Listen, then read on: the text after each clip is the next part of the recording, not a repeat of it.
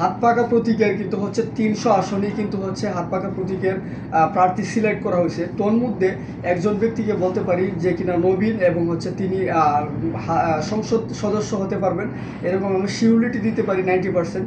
কারণ হচ্ছে এই লোকটার যে তার যে গণসংযোগ এবং তার যে মানে এমপি হওয়ার যে একটা স্পিড, সেটা কিন্তু আমি দেখতে পাচ্ছি এবং বলা যায়। দেখেন, বেশ কিছু বিষয় রয়েছে। তিনি হচ্ছে পেশাগত জীবনে তিনি হচ্ছে একজন অধ্যাপক।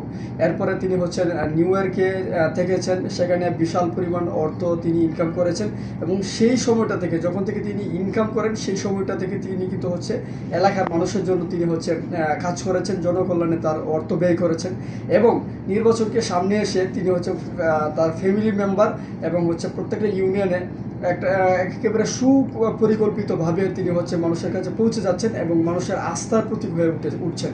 তো আমি বলতে পারি হাত পাকা প্রতীকের যতজন প্রার্থী দেওয়া হয়েছে সবাই মানে কেউ সবার সম্পর্কে আমি বলবো না, তবে এই ব্যক্তির সম্পর্কে আমি বলতে পারবো উনি হচ্ছে হাত পাকা প্রতীক নিয়ে তিনি হচ্ছে এমপি হবেন ইনশাল্লাহ।